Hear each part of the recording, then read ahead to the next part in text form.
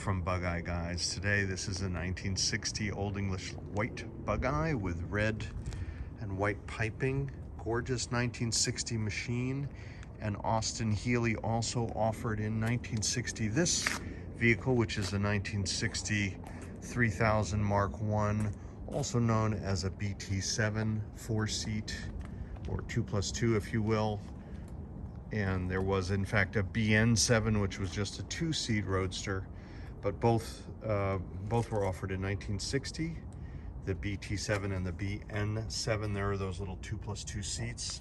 And you see this is a side curtain car. They hadn't put roll-up windows yet into the vehicle. And also here you have this sort of sensual dashboard cut, very similar to the 100, but in this case it's vinyl covered as the cars and interiors started to evolve. But what I really wanted to show you in this video is this car, which is a 1964 Austin-Healey 3000 Mark III.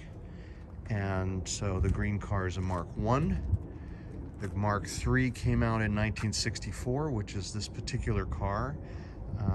They call that a Phase 1. And you had here these single park lights, the generic Lucas park lights, very similar or identical to the ones, in fact to the ones on the Bug Eye.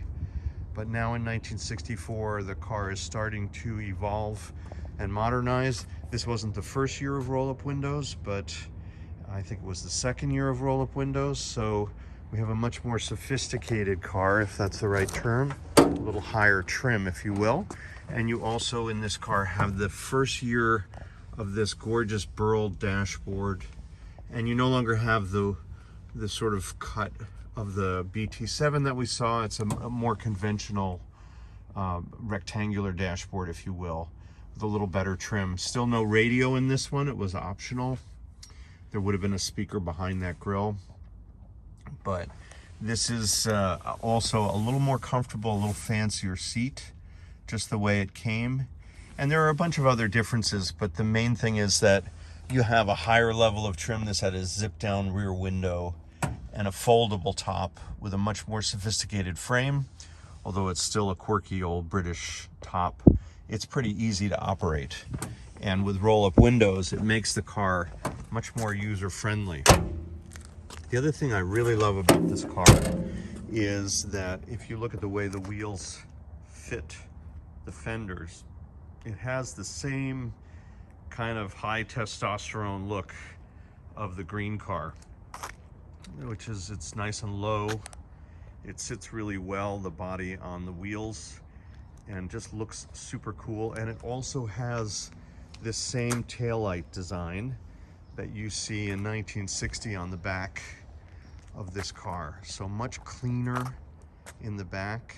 And the reason I mention this is that most of these two-tone Healey blue and Ivory Cove big Healeys like this, or many certainly, are the later series of 3000s, the Phase 2, which came along probably in late 65, but certainly in 66, or I'm sorry, probably in late 64 or 65.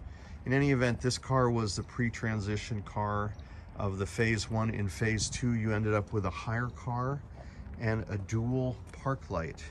Now, again, the funny thing about these big Healeys is that sometimes the transitions aren't always exact. They used a lot of what they had.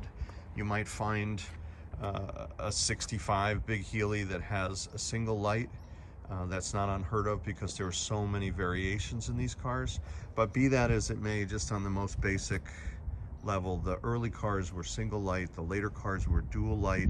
The later cars were higher, so they lost some of this kind of beautiful fit of the wheel arch, and they also had a much larger tail light and a reflector on the bumper and a larger fender mark. So, you know, the whole back end was different.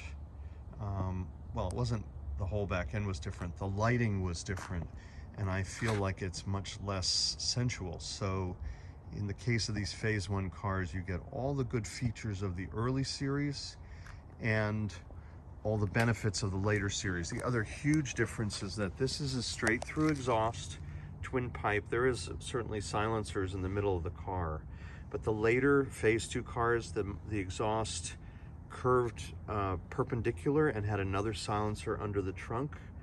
So it was a much less sports car exhaust note, and also a much more cumbersome exhaust system. So you see these twin pipes, very much identical, I believe, to what you would have had in 1960 on this BT7. So those are some of the differences of these two cars.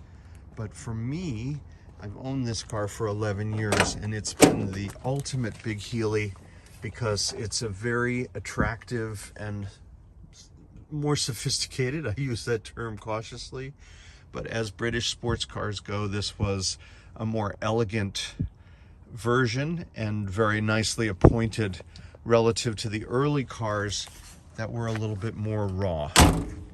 That's a tour of this 64 Big Heeley from Bug Eye Guys.